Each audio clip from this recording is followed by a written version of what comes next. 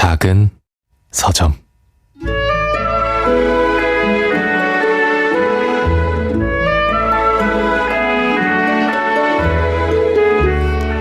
별일이군. 한동안 발길이 뜸하지 않았나. 램프불을 줄이며 쓰다가 물었다.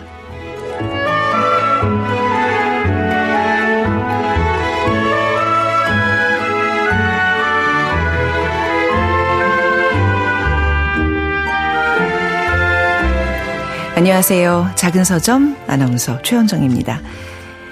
나스메의 소새끼 기담집 중에서 환청에 들리는 검은고 소리 첫 문장으로 문을 열어봤습니다. 친구 쓰다에게서 유령 얘기를 들은 주인공은 집으로 돌아가는 내내 공포를 느끼게 됩니다. 그러나 이런 죽음에 대한 두려움으로 인해서 오히려 삶의 가치를 발견하게 되죠. 나스메의 소새끼가 그려내는 비밀스러운 이야기, 잠시 후 편집자의 방에서 만나보겠습니다.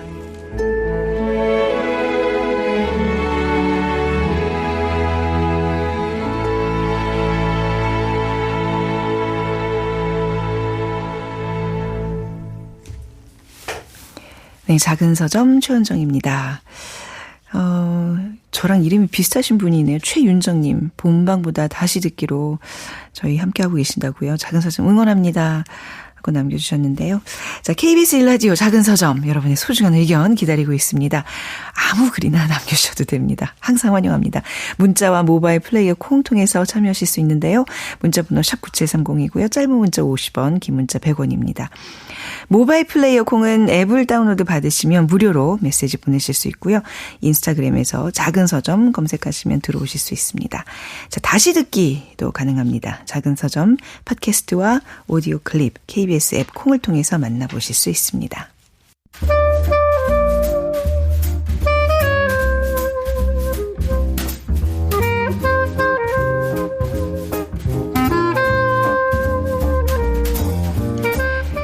편집자들의 시대를 맞이합니다. 편집자의 방.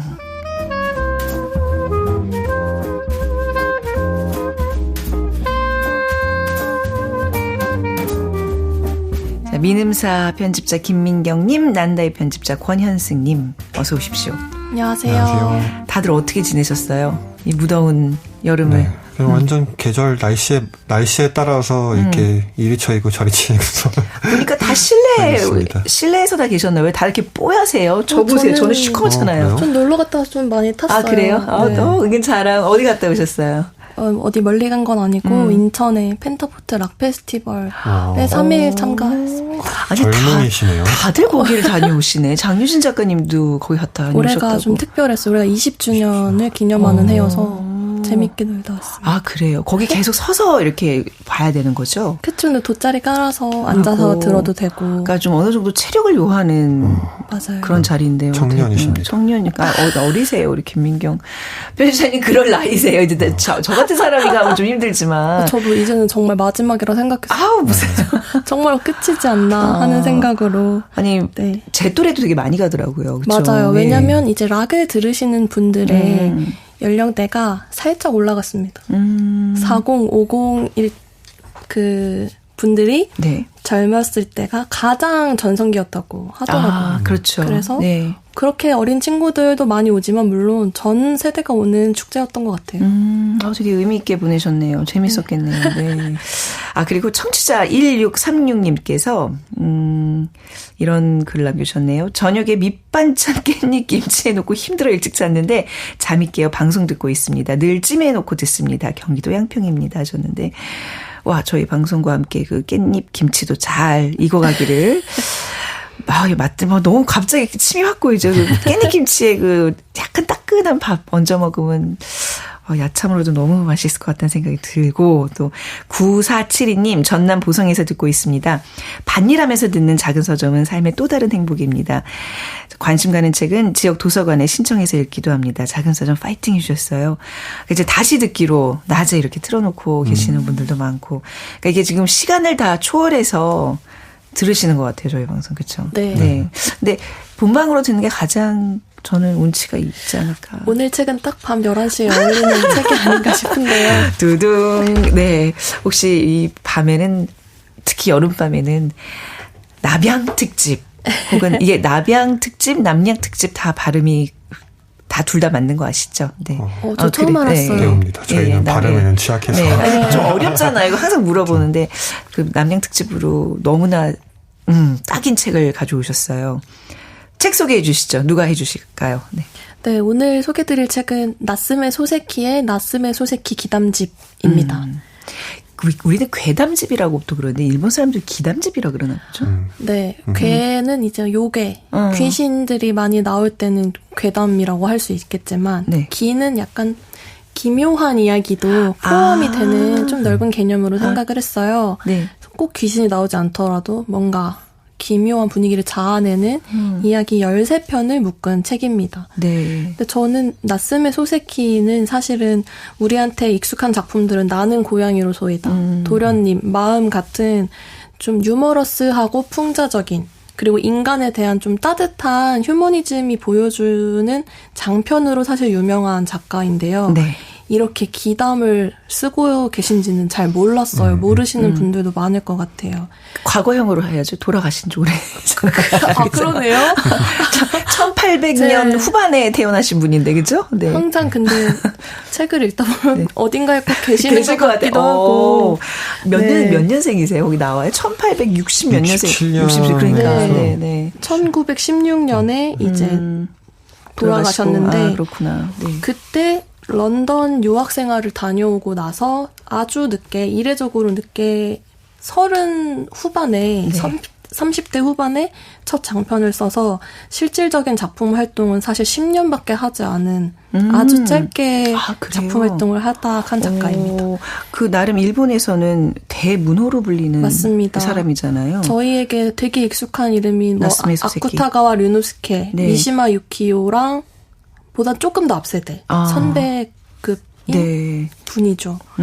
그 중에서도 막 런던 유학을 한번 다녀왔었는데 영문과를 나오시고 그때 영감을 받은 뭐 런던탑 환영의 방패 같은 작품도 있고요. 네. 고딕 호러의 정통이라고 할 수 있는 환청에 들리는 검은고 소리 그리고 대표작인 열흘밤의 꿈 등의 단편과 또 시도 굉장히 많이 쓰셨어요. 시도요. 그 중에서도 발췌를 해서 시, 편지, 장편을 모두 아울러서 엮은 책입니다. 나스메 소세키 뭐 워낙 유명한 작가인데 네. 잘 몰라요 저는. 그러니까 이분의 그 아까 나는 고양이로서이다 이런 책 제목은 들었는데 사실 못 읽어봤거든요. 저는 네, 오늘 네. 이 기담집이 처음 그러세요? 예 오늘 나스메 소세키를 만나는 시간인데 뭐 워낙 유명한 작가잖아요. 그렇죠? 네, 네, 네. 예 조금 부끄러워요. 제가 이분의 소설을 오늘 처음 접했다는 게. 네. 근데 이제 나스메 소세키 하면 말씀하신 것처럼 워낙 유명하고 실제로 저도 언젠가 네. 이제 일본 문학을 전공하시는 분이랑 얘기를 해본 적이 있는데 뭐 그런 거 많이 하잖아요. 3대 작가 뭐 이런 식의 저희 셋 꼽는 거 되게 그건 좋아하잖아요. 항상 좋아하잖아요. 네. 네. 근데 이제 언제나 셋을 꼽으면 네 번째 그러니까 이견이 있을 수밖에 없는데 나스메 소세키는 약간 일단 원픽으로 찝고 가는 그래요. 네, 뭔가 모두가 이제 인정하는 일본 근대문학의 어떤 1인 3인 중에 1인 최소한으로 네. 이야기를 하더라고요. 그래서 이제 앞에서 민경 편집장님께서 말씀해 주셨지만은 이제 1800년대 후반에 태어나셔서 1900년대 초반에 10년 동안 작품 생활을 했는데 그 특이한 사례죠. 이 시기에 특히나 이제 아주 늦었죠. 네. 그것도 이제 영문학을 전공을 했고 그것뿐만 아니라 영국으로 유학을 갔다가 돌아온 거죠. 저는 이게 이 작가로서의 나스메 소세키한테 굉장히 큰 역할을 했다라고 생각이 들어요. 작가로서의 큰 전환점을 맞았던 사건이군요. 그러니까 일본적인 정서를 그대로 가지고 있으면서 영문학을 전공한 거잖아요. 그러니까 영국을 가서 뭐 법학을 전공했다 이런 게 아니라 아예 영문학을 영국으로 가서 전공을 했다라는 것은 그쪽 이제 영문학으로 대표되는 서양 문학을 되게 많이 세례를 많이 받아온 셈이니까 그게 이제 작품에서 드러나는 게 되게 서양 문학의 전통이 보이면서도 일본적인 정서가 그대로 담겨져 있어요. 그래서 제가 느끼기에는 소세키의 작품은 굉장히 고요하게 느껴져요. 고요하다. 네, 그리고 일상적인 그 단편들을 되게 섬세하게 그려내는데 그 안에 되게 뭐랄까 고요한 태풍 같다고 해야 될까? 그 안에 되게 들끓는 정서들이 담겨져 있어요. 그러니까 단순히 그냥 편한 이야기다라고만은 결코 읽을 수 없는 네, 근데 굉장히 편안하게 쓰는 듯한 네, 그게 이제 아무래도 이 작가의 어떤 내공이라고 할 수 있겠죠. 그거는 이제 보통 저희가 이야기하는 뭐 도련님, 뭐 마음, 네. 그 후 이런 작품들에서 나타나고요. 네. 오늘 소개해드릴 작품은 이제 조금 다른 소세키 다른 면모인데 저도 이 책이 네. 나왔을 때 알았는데 네. 나스미 소세키가 이런 글도 썼다고 하면서 맞아요. 제가 이제 사서 읽어봤던 경험이 있어요. 근데 그때도 다 읽진 않았습니다만 원래 책은 사는 것과 읽는 것이 동시에 일어나는 경험이 네, 아니기 항상 때문에 현수님이 이런 비주류, 네. 남들이 절대로 읽지 않을 만한 책들에 네. 끌리시는 것 같아요. 마음이 항상 네. 매혹이 가는 것 같아요. 글쎄, 우리가 항상 그래서 이거 누가 선정한 거예요, 이번에? 권여순 편집자님 아니에요? 맞습니다. 그렇죠, 네. 근데 이제 기담도 똑같은 거잖아요. 기담도 딴 게 아니라 이상한 이야기잖아요. 그러니까 저는 제가 억울한 게 나스미 소세키를 처음 접하는데 이걸로 너무 기괴한 거예요. 네, 이 네. 이야기들이. 사실 이 책은 아무도 나스미 소세키 입문작이라고 말을 안 할 거예요. 저도 그쵸. 나스미 소세키 작품 몇 개 읽었지만 네. 기담을 쓰는 줄은 몰랐어요. 네, 네. 그래서 굉장히 유명한 작가의 덜 유명한 작품을 오늘 소개해드린다고 이해해 주시면 될 것 같아요. 그러니까 이건 뭐 현수님이 그런 거 참 좋아하세요. 네. 사람을 참 곤욕스럽게 좀 하는 게 있어요. 맞아요, 맞아요. 좀, 예, 뭐, 나는 고양이로서이다나 뭐 도련님 같은 걸 미리 한번 좀 읽어보게 한 다음에 좀 이걸 접하게 하지. 참 다 읽으셨겠죠라고 생각. 뜬 기담집을. 비범한 아니, 청년입니다. 정말. 그러니까요. 네. 13개의 이야기 중에서 오늘 2개를 조금 집중적으로 네. 살펴보겠습니다. 그럼 한 분씩 좀 골라온 거를 들어볼까요? 네, 어느 네. 분부터 하실래요? 제가 이제 그 열흘밤의 꿈이라는 챕터를 골라왔는데요. 이거는 또 제목에서 유추할 수 있듯이 10개의 꿈으로 이루어진 아주 짧은, 그러니까 한 2-3페이지 정도 되는 꿈일기 형식을 빌린 이제 여편이라고 하죠. 이 정도 길이의 이야기는. 그런 글로 이루어져 있는, 네.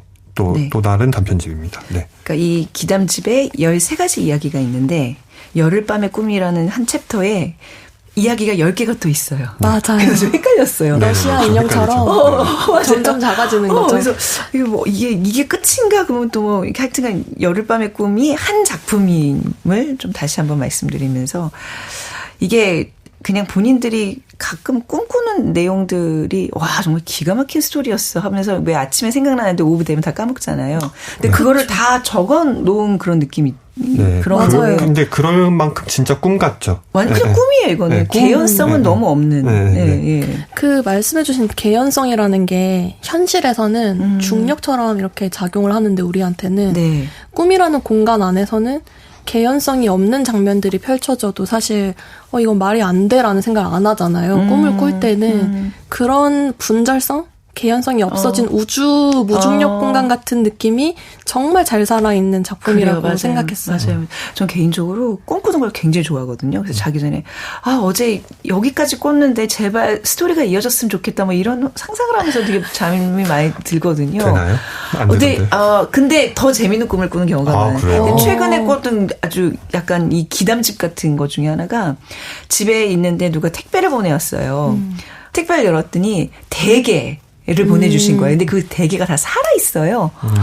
그래가지고 박스에서 막 나와가지고 온 집안을 다 돌아다니는데 저희 집에 개가 3마리 있거든요. 개 3마리랑 대게 뭐 10수마리가 다 엉켜가지고 막 노는데 이게 무서운 느낌이 아니라 내가 얘를 빨리 잡아먹어야지. 내가 개다리를 얼마나 좋아하는데 하면서 한 놈 한 놈 이렇게 쫓아다니면서 우리 아이랑 되게 신났던 꿈이 있어가지고 이거 너무 재밌는 꿈이다.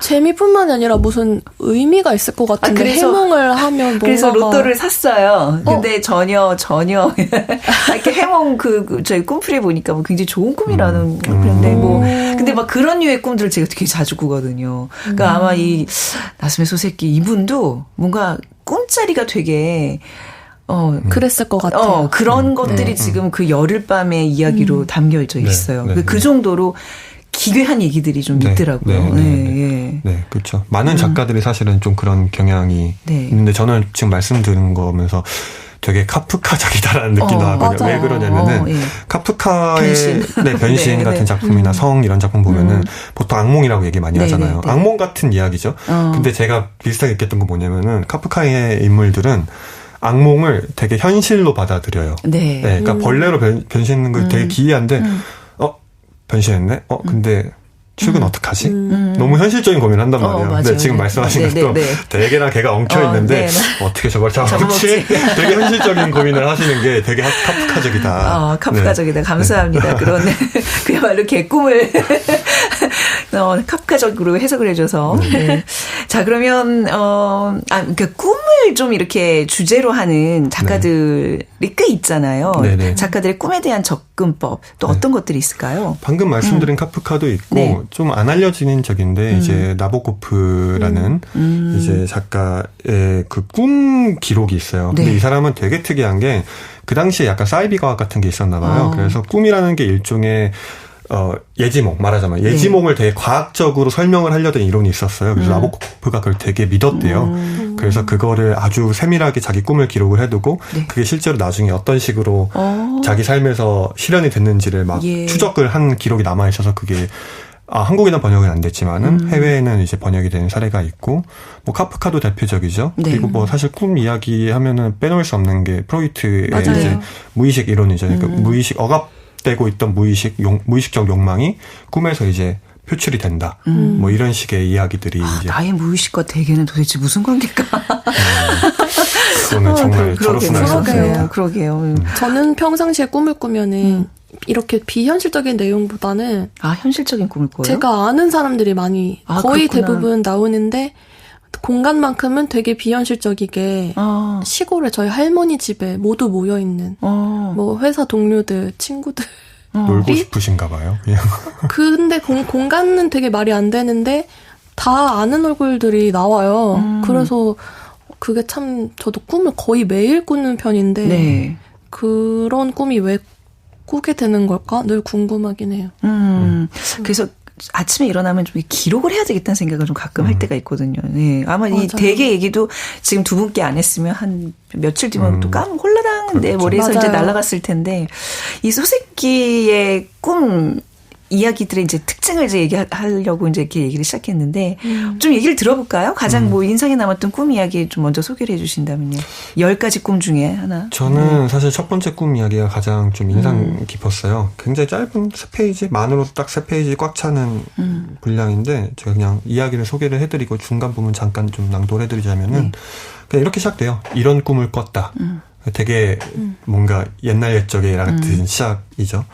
근데 이제 어떤 여자랑 같이 누워있는데 여자가 갑자기 바로 곧 죽을 거예요. 라고 얘기를 해요. 그러니까 죽는다고? 그러니까 안 죽을 것 같은데 전혀 죽을 기색이 없는데 그러니까 자기 죽을 거다. 그 여자가 그러죠. 그러면서 자기가 죽으면은 묻어달라.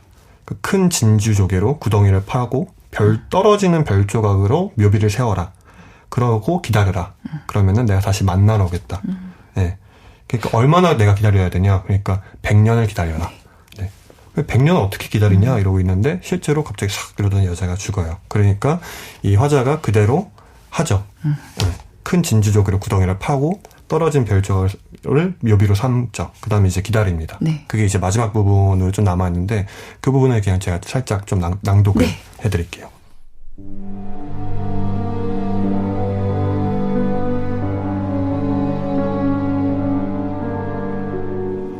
나는 있기 위해 앉았다. 앞으로 100년 동안 이렇게 기다려야 하는구나 생각하면서 팔짱을 낀 채 둥근 묘비를 바라보았다. 그러는 사이 여자가 말한 대로 동쪽에서 해가 떴다. 크고 붉은 해였다. 이윽고 또 여자가 말한 대로 서쪽으로 졌다. 붉은 빛 그대로 느릿느릿. 나는 하나 하고 셌다. 잠시 후 또다시 진홍색 태양이 느릿느릿 떠올랐다. 그리고 조용히 가라앉아 버렸다.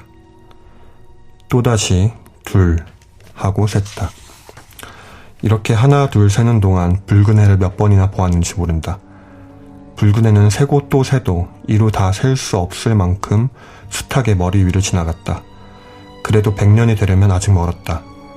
결국 이끼 낀 둥근 묘비를 바라보던 나는 여자에게 속은 것은 아닐까 하고 의심했다. 그때 묘비 아래로부터 푸른 줄기가 비스듬히 뻗어나왔다. 그것은 보고 있는 동안에도 계속하여 점점 길어지더니 정확히 내 가슴께까지 와서 멈췄다. 그러고는 낭창낭창한 줄기 꼭대기에 고개를 갸우뚱하는 듯한 모습에 길쭉한 꽃봉오리 하나가 소담스럽게 꽃잎을 펼쳤다. 코앞에 피어난 새하얀 백합이 뼈에 사무칠 만큼 진한 향기를 풍겼다. 까마득히 먼 위쪽에서 이슬이 툭 떨어지자 꽃은 그 무게에 못 이겨 한들거렸다. 나는 고개를 앞으로 내밀어 차가운 이슬방울이 맺힌 하얀 꽃잎에 입을 맞추었다. 백합에서 얼굴을 떼며 무심코 먼 하늘을 보니 새벽 하늘에 별 하나가 홀로 반짝이고 있었다. 벌써 100년이 다 되었구나. 그제야 나는 깨달았다.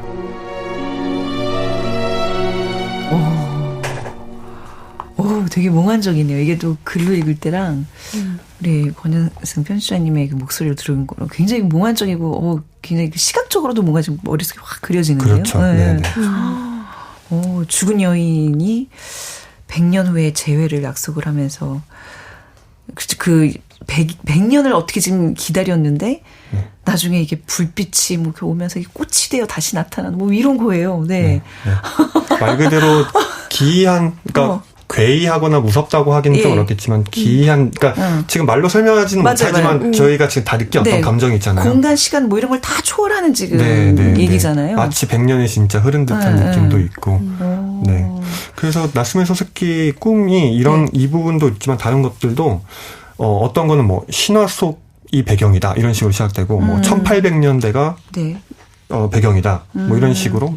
그러니까 전반적으로 과거가 배경이 돼요. 그 과거가 배경인데 소세키가 실제로 살았던 과거라기보다는 본인이 살지 못했을 수밖에 없는 아주 먼 과거가 배경이 되는데 거기서 뭔가 어떤 기다림이라는 것들이 기다리는 것들이 많이 좀 이루어지거든요. 기다리거나 누군가를 그리워하거나 그래서 뭔가 마치 나스메 소세키의 꿈 이야기는 전생 이야기 같다는 느낌이 좀 들어요. 제가 느끼기에는. 그거 몇 번째 밤이었는지 자기 아이가 원수 앞에 못 이제 맹인 아이를 업고 가는 꿈인데 그렇죠? 네. 근데 계속 뭔가 이렇게 뭐 선지자처럼 막 이상한 얘기를 해요. 그러니까 막 너무 무서워하잖아요. 내 아들이지만 너무 이상하다고. 근데 나중에 한참 얘기가 진행되다가 너가 나 죽였잖아 예전에 100년 전에 뭐 이러면서 울면서 끝나죠. 여기가 네가 날 묻었던 자리잖아. 100년 전에. 그건 되게 전통적인 공포 이야기 구조였죠. 그렇죠. 네. 전 그게 되게 재밌었어요. 저도 뭔가 그 사이에 무슨 왜 맹인을 왜 죽였을까? 하여튼 그 스토리도 굉장히 궁금해지고. 하여튼 다시 업보로 자기 아이가 돼서 복수를 한 거잖아요. 이런 거 되게 무서웠어요. 네. 아니 이게 홀수 꿈끼리 이게 뭐 유사한 점이 좀 있다면서요? 또 지금 10가지 이야기 중에서요. 이제 제가 세운 가설. 그래요? 저도 몰랐네요. 제가 생각했을 땐 그렇게 느껴지더라고요. 말씀하신 이제 제가 낭독을 한 게 첫 번째 이야기고 방금 말씀하신 이야기가 이제 세 번째 이야기죠. 그러니까 전생에 자기가 죽였던 맹인이 맹인 아들이 돼서 본인이 이제 짊어지고 있는 상황이 세 번째 이야기였고 다섯 번째 꿈은 이제 신화 속이 배경인데 본인이 포로가 돼서 적장이 너 죽을래 살래? 그러니까 죽을래? 근데 대신 죽기 전에 내가 사랑하는 여인이 한번 보고 싶다. 그러니까 이제 적장이 닭이 울기 전까지 여인이 오면은 보게 해주겠다. 근데 이제 저 멀리서 여인이 말을 타고 달려오죠. 그 묘사가 굉장히 섬세하게 돼 있잖아요. 막 이제 거의 다 되는 듯한데 갑자기 닭이 울을 시간이 아닌데 닭이 울어버리죠. 그래서 여인의 말이 놀라면서 꼬꾸라지고 그래서 저기 낭떠러진가 같은 곳으로 떨어져 버리죠. 근데 그 울음소리는 사실 요괴가 장난친 거였고 그래서 이제 결국에는 만나지 못한다라는 얘기도 있고 사실 이제 다섯 번째 꿈 이 얘기도 비슷하지만 어쨌든 기다림이에요. 이제 그리고 조금 더 넓게 얘기하자면은 135번을 인연이라는 키워드로도 얘기를 할 수가 있을 것 같고요. 그러니까 뭔가 저 먼 아주 오래된 시간부터 이어져 온 그러니까 마치 전생처럼 내가 잠깐 잊었지만은 굉장히 나랑 강하게 연결되어 있는 어떤 존재와의 사연. 그게 이제 전생에 내가 죽인 누군가일 수도 있겠고 네, 죽기 전에 보고 싶은 누군가일 수도 있겠고 100년 동안 기다리고 있는 누군가일 수도 있겠고 뭐 9번째 이야기도 그런 의미에서 비슷하죠. 네. 9번째가 뭐였죠? 그 어머니가 아들을 안고 매일 사당 같은 데 가서 기도를 하는 거예요. 왜 기도를 하냐면은 자기 남편이 전쟁을 나가갖고 네. 제발 돌아오게 해달라, 무사히 돌아오게 해달라, 매일매일 이제 우는 애기 데리고 기도를 하는데, 이제 마지막 부분에서 이야기를 하죠. 사실 남편은 전쟁에 가서 살해당했다고. 네, 진작에 죽은 지 오래됐다. 떠돌이 무사에게 살해당했다고. 아, 맞아. 그 얘기죠. 아니, 이 1800년 후반부터 이제 1900 초까지 어떻게 보면 무사의 시대, 전쟁의 시대, 그 시절을 겪어서 그런지 굉장히 그 무인들, 무사 얘기들이 굉장히 많이 나와요. 그렇죠. 전쟁 나간 남편을 기다리는 이야기, 뭐 이런 게 계속 나오면서 어떻게 보면 이 기담집 안에서 가장 일본적인 작품이 저는 여름밤의 꿈이라고 생각했어요. 네네. 그리고 저는 사실 10번째 꿈을 되게 좋아하는데. 아, 마지막 거요? 되게 꿈이랑 되게 비슷한 카프카적인 수만 마리의 돼지를 지팡이로 쫓아내는 근데도 계속 돼지들이 달려오는 꿈인데 맞아요. 그게 되게 좀 비슷한 그렇네요. 지금 생각해보니까 재미있었어요. 뭔가 이렇게 기이한 생물체가 계속 수도 없이 뭐 달려들거나 나타나는 거 이런 거 되게 끔찍한 거잖아요. 근데 거기서도 귀엽지 않았어요? 너무 귀엽지 않아요? 계속 치면 나가 떨어진다고. 저도 그 얘기를 좋아하는 게 마지막에 그게 이제 어떤 예쁜 여자를 과일 장수가 따라갔다 당한 일이잖아요. 맞아요. 그래서 동네 어르신이 그러니까 외모만 보면 안 돼. 얼굴만 보면 안 돼. 여자가 얼굴 보면 안 돼. 어떤 현실적인 훈수로 끝나는 게 진짜 꿈에서 깨어나는 기분이 들어서 재밌게 읽었어요. 네. 진짜 거기서 한참 그 마지막 그 10번째 우리 김민경님께서 얘기해 주신 꿈에 뭐 과일 얘기가 나오잖아요. 네. 장사를 할 거면 과일 장사를 해야 된다. 과일 색이 너무 예쁘다는 걸 막 찬양하다가 갑자기 돼지가 나오면서 마무리가 돼요. 왜 우리 꿈이 그렇잖아요. 맞아요. 기승전 논리도 없고 이 얘기했다 저 얘기했다. 아예 개연성이 없죠. 근데 꿈에서는 그게 다 한 스토리로 엮이면서 막 긴장도 하고 막 흥분도 하고 이러는데 그걸 그대로 담아내는 근데 그렇게 같아요. 조금 웃음 한 방울, 풍자 한 방울, 좀 귀여운 이런 것들이 사실은 나스메 소세키가 원래 장편에서 보여주는 풍이에요. 네. 도련님이라는 작품도 엄청나게 금쪽인 도련님이 미워할 수 없는 도련님이 커가면서 성장하는 내용이거든요. 네. 그래서 사실 맞아. 기담집을 읽다가도 나스메 소세키 원래 이런 걸 잘 썼지 하면서 읽었던 게 10번째 꿈이었습니다. 아, 그렇군요. 네. 또 10번째 꿈 말고 또 우리 김민경 편집자께서 좋아했던 꿈이 있어요? 얘기? 저도 첫 번째 꿈을 제일 재미있게 읽었어요. 그게 되게 말할 수 없는 정서를 불러일으킨다고 해야 될까요? 진주 조개로 땅을 파는 장면이나 벌써 100년이 지나버렸구나 하고 깨닫는 그 느낌이 좀 되게 멋있었다고 해야 될까요? 멋이 흘러넘친다 이런 생각을 하면서 읽었어요. 네, 누군가를 굉장히 사무치게 그리워하면 이런 꿈 꿀 수 있을 것 같아요. 그렇죠? 네. 깨어났는데 베개잎은 다 적셔져 있고 뭐 이런 느낌. 꿈 오늘 잠들면서 또 어떤 꿈을 꾸게 될지 막 너무 기대가 되는데 이왕이면 좀 이렇게 아름다운 꿈 꿨으면 좋겠어요. 돼지 싫고 대게도 싫고. 근데 들으시는 분들이 이제 라디오 다 들으시고 어떤 꿈을 꾸실지 그것도 궁금해지네요. 모든 게 한꺼번에 나오는 꿈이 나오면 이제 정말 이제 괴담이 되겠죠. 괴담. 진짜 그거야말로 대단한 기담이 될 것 같습니다. 자, 그러면 우리 노래 한 곡 좀 듣고 또 이야기 이어가겠습니다. Nick Cave and the Bad Seeds와 칼리 미노그가 함께 부른 Where the Wild Roses Grow 들어보자. 작은 서점 최현정입니다. 편집자의 방 김민경, 권현승 편집자와 함께하고 있습니다. 자, 오늘은 일본 작가 나스메 소세키의 기담집 함께 읽어보고 있는데요.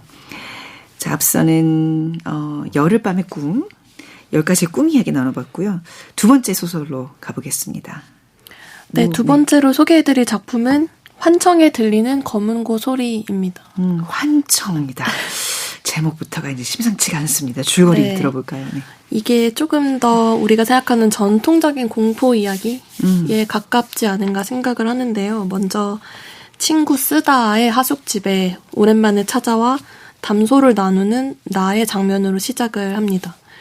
그 쓰다는 이제 유령을 연구하는 약간 방구석 학자 같은 심리학을 전공하는 그쵸. 요즘 유령 서적에 탐독을 하고 있는 친구인데 친구 둘이 만나서 하는 이야기가 그냥 일상을 공유하면서 시시콜콜한 근황 토크를 해요. 그래서 뭐 집에 일하는 할멈이 뭐 점을 봤는데 점괘가 안 좋게 나왔다. 요즘 밤에 계속 개 짖는 소리가 너무 시끄럽게 난다. 그리고 나의 약혼녀가 지금 감기에 걸려 있어. 뭐 이런 얘기를 하는데 쓰다가 갑자기 분위기를 착 깔고 그런데 자네 정말 조심하는 게 좋겠네라고 얘기를 하는 거예요. 그러면서 무서운 이야기를 하나 해줘요. 최근에 자기 친척한테 있었던 일을. 네. 그 이야기를 듣고 집으로 돌아가는 밤 거리부터 비가 이렇게 스산하게 오는데 계속 보이는 것마다 어쩐지 너무 불길하고 기이한 일들이 일어나는 거예요. 막 장래 행렬도 보고 네. 산에 빨간 불빛 같은 게 지나가는 것도 보고 그날도 이제 자려고 누웠는데 매일 들리던 개 짖는 소리가 들리는데 오늘따라 너무 불길하게 들리고 아까 들은 이야기가 생각이 나서 잠이 안 오던 차에 결국엔 어떤 체험을 하게 되는 하룻밤의 이야기입니다. 그쵸. 모든 게 다 불길한 얘기만 들리고 불길한 것만 보이고 그런데 결국 불길한 일은 일어나는지 안 일어나는지 여기서 얘기하면 안 되는 거죠.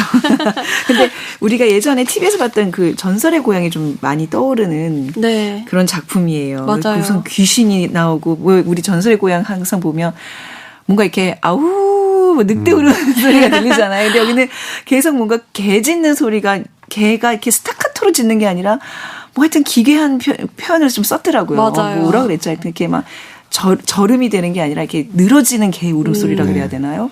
그러니까 예. 그래서 사실은 우리가 이렇게 무서운 얘기를 하면 그 들었던 순간보다 사실 제일 무서운 순간에 네. 그걸 듣고 돌아가서 집에 혼자 잘 때 딱 지금 그 얘기잖아요. 네. 그런 그게 정말 표현이 잘 되었고 걔가 계속 짖을 때는 사실 그렇게까지 무섭지 않다가 제가 오늘 낭독으로 읽어드릴 부분은 개 짖는 소리가 멈췄을 때 맞아요. 사실은 너무 고요해질 때가 더 오싹하고 무서운 그러네요. 법이죠. 네, 바닷속에 들어가 있는 듯한 느낌이라고 이렇게 표현을 했던 것 같은데 네. 그 부분을 한번 네 무서운 으스스한 배경 음악과 함께 한번 들어보겠습니다.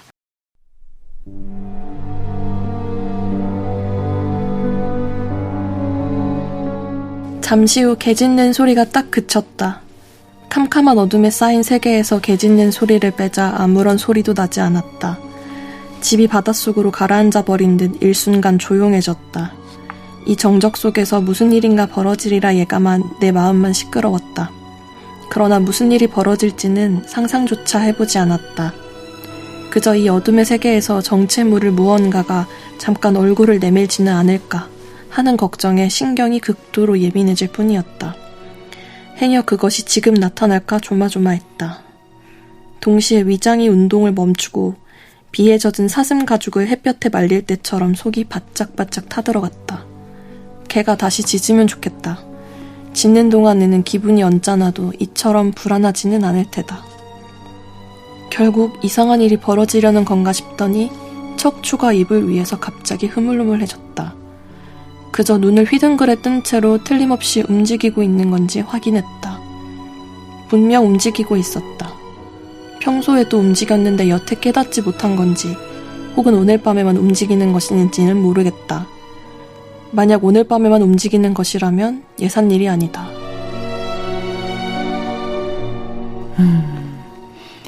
그 부분만 딱 띄워놓고 들으니까 별로 무섭지는 않은데. 제가 좀 자신이 없긴 했어요. 네, 무서운 목소리가 아니에요. 저 기본적으로 그렇게 생각해요. 김민경 편집장님이 너무 이렇게 카랑카랑 예쁜 목소리여서 그런 것 같아요. 오히려 지금 권영 선생님이 읽어주셨으면 조금 뭔가 이렇게 그러니까요. 느낌이 살았을 텐데. 약간 오싹한 느낌이 이제 살았을 텐데. 그러니까요. 아니 이 환청이 들리는 검은 고소리. 네. 사실 뭐 한청의 검은 고소 누군가 어떤 여인이 막 실루엣이 있고 막 검은 고소리가 들리고 이런 걸 상상했는데 이 소설에는 검은 고소리가 전혀 들리지 않거든요. 맞아요. 근데 왜 제목이 이렇게 붙은 거예요? 사실 저도 그게 궁금한 게 이 짧은 단편에서 정말 이런 작품도 참 찾기 힘들다 싶을 정도로 무서운 요소가 정말 많이 나와요. 네. 읽어드리면 뭐 유령, 개 짖는 소리, 불길한 점괘, 그리고 어린 아기의 장래 행렬, 네. 빨간 불빛, 한밤의 노크 소리, 뭐 유체 이탈 그런 것까지 다 나오는데 검은고 소리는 나질 않습니다. 이게 아마 개 짖는 소리를 비유한 제목이 아닌가 저는 혼자 그렇게 생각을 했었는데요. 이상하게 들리는 그 불길한 개 소리를 검은고 소리로. 검은고 소리는 되게 묵직하거든요. 근데 그런 면에서 비슷할 수도 있겠다. 그 개가 와 이게 아니라 와 이렇게 좀 묵직하게 그렇게 그런 묘사가 실제로 있었잖아요. 네, 그런 맞아요. 이 소설의 좀 특징은 뭐라고 그래야 될까요? 아까 고딕 호러라는 단어를 쓰셨는데 그게 뭐예요? 고딕 호러? 그러니까 이게 고딕 호러라는 게 저도 찾아보니까 고딕 건축 양식으로 만든 건물들 있잖아요. 뾰족한 첨탑에 이렇게 중세 유럽에서 만들었을 법한 어떤 성당 건물 같은 그런 걸 봤을 때 아무 배경도 없이 그냥 불길함, 오싹함 이런 거를 느끼는 기분이 들어서 마치 그런 것 같다 해서 고딕 호러라고 부른대요. 근데 이 나스메 소세키가 그 영국 유학을 갔다 왔을 때 딱 그때를 이제 서양에서는 빅토리아 시대라고 부르는데요. 그때에도 그 고딕 호러가 굉장히 유행했던 시절이에요. 그래서 뭔가 모르겠지만 밤에 무언가가 나를 찾아올 것만 같다 하는 공포가 느껴지는 그런 소설들을 고딕 호러라고 하는데 그런 거에 영향을 많이 받으면서도 일본의 정서도 묻어나 있는 굉장히 혼합이 잘 된 작품이라고 볼 수 있습니다. 그런 게 막 뭐 드라큘라나 뭐 에드거 앨런 포의 검은 고양이 같은 작품들을 고딕 호러로 분류를 하는데요. 이 개 짖는 소리가 약간 그런 느낌을 의도한 게 아닌가. 그래서 이 책을 엮은 하가시 마사오는 그런 그 유학 생활에 영향을 많이 받은 작품으로 이 소설을 꼽아줬습니다. 그래서 사실 그 쓰다가 전해주는 이야기 속의 이야기가 무엇인지가 궁금해지잖아요. 그게 이제 트리거가 돼서 그 밤의 공포를 느끼는 거죠. 그래서 이야기 속 이야기는 뭐냐면 전쟁에 나간 남편이 항상 품고 다니는 선거울 속에 전쟁 속에서 이렇게 거울을 봤더니 내가 비춰지는 게 아니고 아파서 저 멀리 집에 누워있는 아내가 한번 쫙 비춰지는 거예요. 알고 봤더니 그 시간에 아내가 사망했다는 거를 나중에 알게 됩니다. 그래서 남편은 떠올리는 거죠. 아내가 그 남편이 떠나기 전에 이렇게 말했다는 거예요. 내가 지금 아파서 누워있는데 만약에 당신이 돌아오기 전에 병으로 먼저 죽더라도 나는 그냥 죽진 않겠다. 혼백은 당신 곁으로 가서 꼭 한번 다시 만나겠다. 라는 말을 한 거예요. 그래서 손거울에 살짝 비춰주고 떠났다. 라고 해서 사실 주인공인 내가 그날 밤에 너무 두려워하는 거는 약혼녀가 감기에 걸려 있어요. 그래서 혹시 그녀의 병증이 깊어져서 나를 찾아오지 않을까 이런 두려움을 느낀 것인지 아니면 그냥 내가 누군가 정체 모를 형체에 의해서 죽음을 당하는 것을 두려워했을지가 좀 정확히 무엇이었는지 생각해보게 되는 작품이었습니다. 항상 그 장치들 중에 가장 무섭게 좀 느껴지는 게 좀 거울이거든요. 거울에 내가 이제 봤는데 내가 아닌 다른 게 비춰진 정말 와. 근데 여기서도 그 거울 장면에 조금 이렇게 소스라치게 좀 놀랐던 기억이 있는데 거울이 많이 나오죠, 이런 공포소설에서 거울. 그렇죠. 저 옛날 영화에 거울 속으로라는 영화 옛날에 기억나요. 거울 속으로요? 유지태.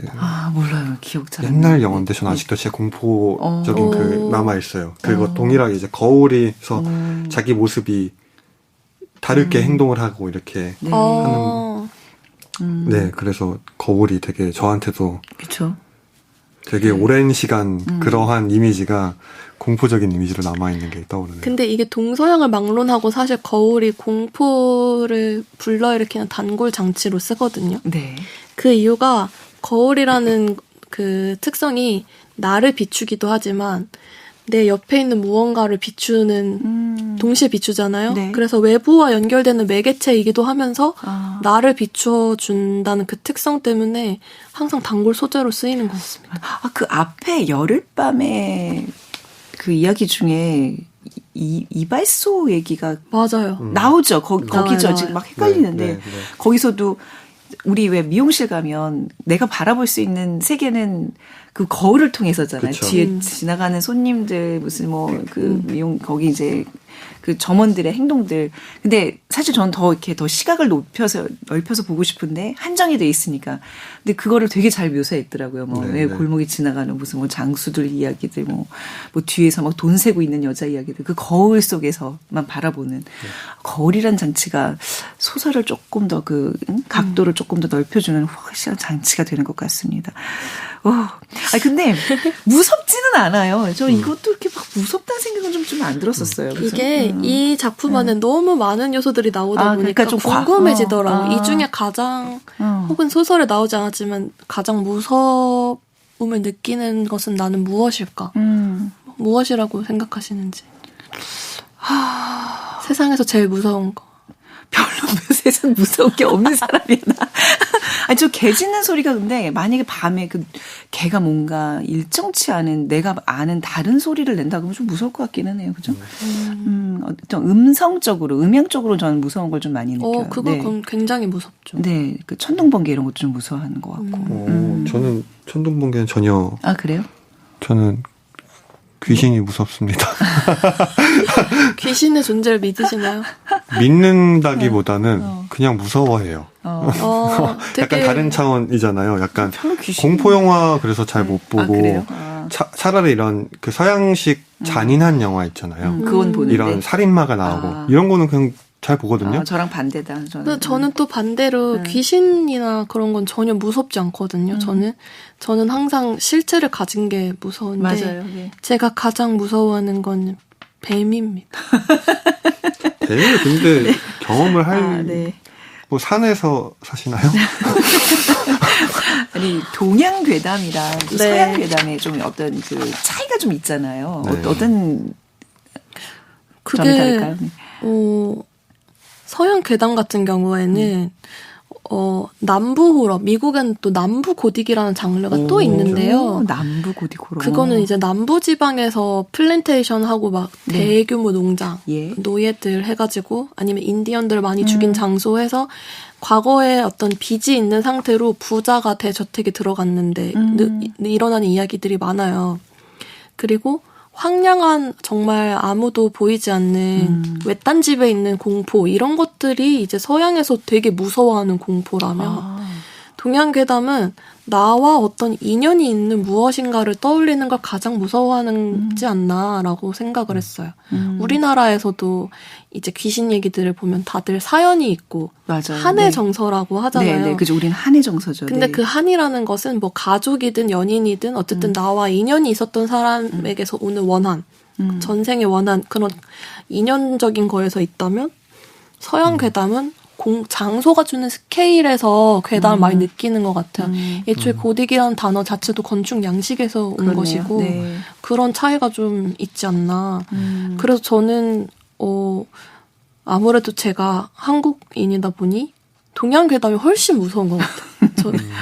아는 사람이 더 무섭다 이런 얘기 많이 하잖아요. 근데 되게 재밌는 거는 저도 이제 첫 번째 그 꿈 이야기들 얘기할 때 인연이라는 단어를 주요 키워드로 썼었잖아요. 근데 그 비슷하게 느끼셨겠지만은 제가 낭독해드린 첫 번째 꿈에 대해서는 무섭게 느껴지지는 않았잖아요. 근데 되게 비슷한 이야기로 느껴지기도 하거든요. 그러니까 연인이 먼저 죽었고 이제 여자 연인이죠. 여자 연인이 죽었고 너를 다시 찾으러 올게, 보러 올게. 근데 그 전자의 이야기는 굉장히 단순히 아름답다라고 얘기하기는 어렵지만 어쨌든 되게 그런 쪽으로 읽혀지고 후자는 좀 무섭게 느껴지는 게 저는 좀 둘 다 인연이긴 한데 그게 또 재밌는 포인트인 것 같아요. 네. 또 이제 약간 일본 지금 여기는 이제 기담이라고 했는데 일본 귀신 스토리랑 한국의 이거랑 좀 비슷하면서도 좀 다른 면이 있는 것 같아요. 그렇죠. 또 워낙 일본은 이제 신 자체를 뭐 너무나 많이 모시기 때문에 이게 내 일상에서의 어떤 그 신이라는 게 이렇게 낯설지 않은 느낌이 좀 있는. 그럴 거예요, 아마 문화적으로. 근데 우리는 이제 정말 이렇게 잡신들 이런 거에 대한 공포가 좀 있는 것 같고. 그쵸? 아무래도 이제 오늘 일본 작가의 기담집이니까 일본 사람들이 이 기담집에 열광하는 이유는 뭐라고 생각하세요? 저도 이제 뭐 추측만 할 뿐이지만 네. 제가 한국인이니까 어쨌든 일본 하면은 뭐 이제 애니미즘적인 이야기들에 대한 그 원료를 많이 이야기하잖아요. 확실히 그런 일본 문화사를 대한 관련된 책을 읽어봐도 그런 그 사물 혹은 뭐 동물 혹은 자연 뭐 이런 살아있는 거 살아있지 않은 것에 다 깃들어 있는 어떤 정령에 대한 그런 생각들이 일본인들 깊은 곳에 그렇죠. 뿌리 박혀 있는 것 같고 그게 설령 완전 현대인일지라도 어떤 문화적인 키워드로서 잡혀 있는 것 같아요. 그러다 보니까 그런 식으로 세상을 바라보게 되면은 그런 사람들이 바라보는 세계 속에서 인연이라는 아까 말한 것처럼 어떤 트리거가 될 수 있는 사연이 추가가 되면은 모든 것들이 그렇게 예, 그 전에 있었던 일의 어떤 그 원한이라면 굉장히 무서운 이야기가 그쵸, 될 것이고 그쵸. 네. 예, 뭔가 조금 더 어떤 애정이라면은 애틋하고 그리움이 될 것이고 예, 모든 것에서 떠나간 사람을 보게 되는 예, 그런 시기지 않을까라고 저는 추측을 하게 됩니다.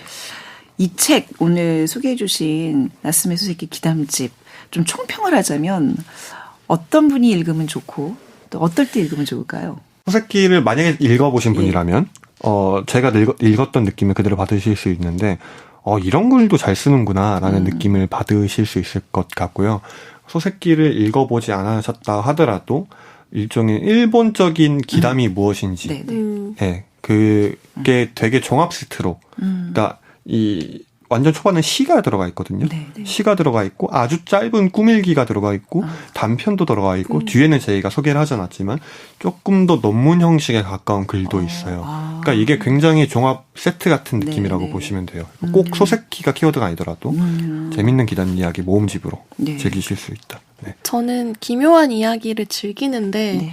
또 너무너무 무서운 이야기는 못 읽으시는 분들한테 추천드리고 맞아요. 싶어요. 맞아요. 네. 왜냐면 순한 맛, 약간 순한 맛이고 그 검은 고소리 단편도 의외로 해피엔딩으로 끝나거든요. 네. 그래서 너무 무섭고 끔찍한 건 읽지 못하지만 그런 분위기는 즐기고 싶은 분들한테는 가볍게 공포 이야기를 즐기실 수 있게 추천드리고 싶습니다. 맞아요. 거기 책에도 나오는 얘기인 것 같은데 유령들을 자꾸 기다리고 이렇게 얘기를 하면 그래 자기 존재를 어떻게 드러내기 위해서 오히려 나타나는데 무시하면 안 나타난다고. 그래서 결국 저기 두 번째 환청에 들리는 검은 고소리 보면 끝에 하하하호호 웃으면서 얘기가 끝나잖아요. 맞아요. 우리가 이 모든 무서운 잡신들로부터 벗어날 수 있는 길은 삶에서 많이 웃고 많이 떠들고 그렇죠? 네. 긍정적 그런 사고를 하자 뭐 이렇게 좀 끝나는 것 같거든요. 이거 맞습니다. 보면.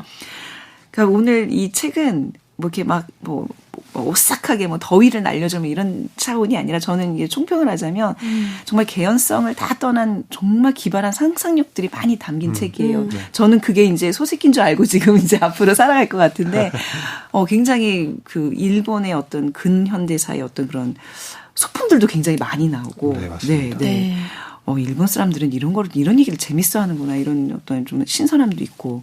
그리고 꿈을 많이 꾸시는 분들이라면, 나랑 비슷한 결의 꿈들이구나. 이거 굉장히 또 재밌게 읽을 수 있는 그런 책이 아닌가 싶습니다. 네. 자, 나스메 소세키의 기담집 오늘 두 분과 함께 얘기 나눠봤습니다. 김민경, 권현승 두 분의 편집자님 여기서 이제 보내드리고 끝곡을 좀 소개해야 될 것 같아요. 우리 유령 얘기 좀 했으니까 뮤지컬 오페라 유령 중에서 사라 브라이트만과 스티브 바튼이 부른 All I Ask of You 띄워드리면서 오늘 이 시간 마무리하겠습니다. 저희는 또 다음 시간에 뵈어요. 두 분 감사합니다. 네, 감사합니다. 귀갓길 조심하시고요. 조심하겠습니다. 네. 자, 작은 서점 여기서 문 닫겠습니다. 고맙습니다.